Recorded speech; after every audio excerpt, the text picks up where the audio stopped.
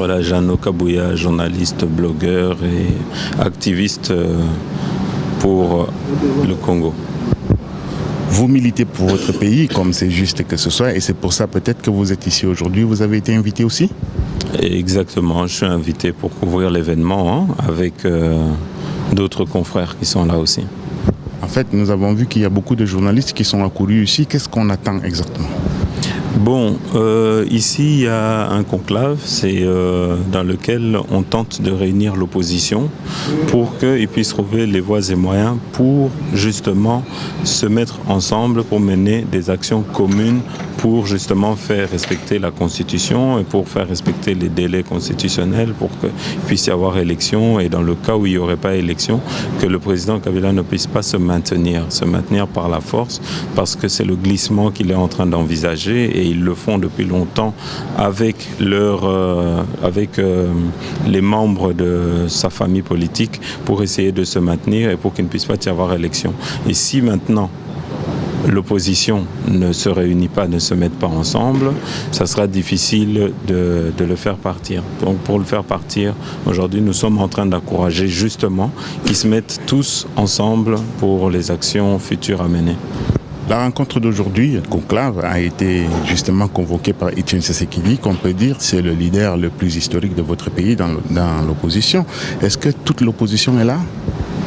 Bon, la quasi-totalité, elle est là, et même quand ils ne sont pas là, c'est un petit jeu de mots parce qu'ils viennent de manière soi-disant individuelle, mais nous tous, nous savons qu'ils représentent chacun leur entité. Donc je dirais quand même que toute l'opposition, en général, les grosses pointures de l'opposition sont là. Et je ne saurais pas vraiment dire lequel n'est pas là, même ceux dont il n'y a qu'un seul, un leader qui a boudé, mais ils sont représentés par quelques membres de leur groupement.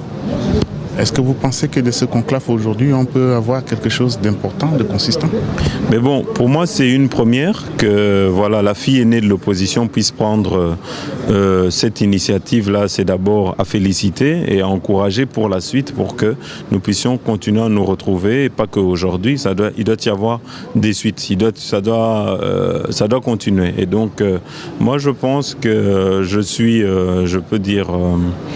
confiant pour la suite. Voilà. Dernière question, est-ce que vous pensez qu'un conclave comme celui-ci aurait pu s'organiser à Kinshasa sans qu'il y ait brutalisation de la police, par exemple ? Non, vous-même, vous savez qu'à Kinshasa, le mot démocratie ne se retrouve que dans les textes et jamais en réalité. Vous savez qu'ils auraient été sûrement intimidés, ils auraient été infiltrés par les services de l'ANR et donc ça aurait été très difficile. Comme ça se passe à l'extérieur, pour moi, je pense que c'est une bonne chose. Comme ça peut se passer dans le calme. Donc, voilà. Et est-ce que ça va être facile alors de transporter d'ici les décisions qu'on peut prendre dans le pays ?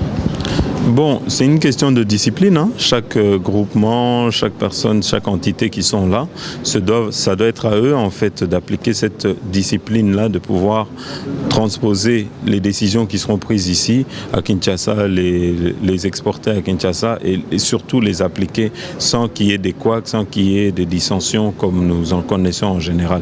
Mais nous sommes là surtout pour dire que nous encourageons cette opposition à devenir mature et à poser des actes matures, c'est-à-dire qui ne vont pas à l'encontre du peuple, qui mettent l'intérêt du peuple avant leurs égos personnels.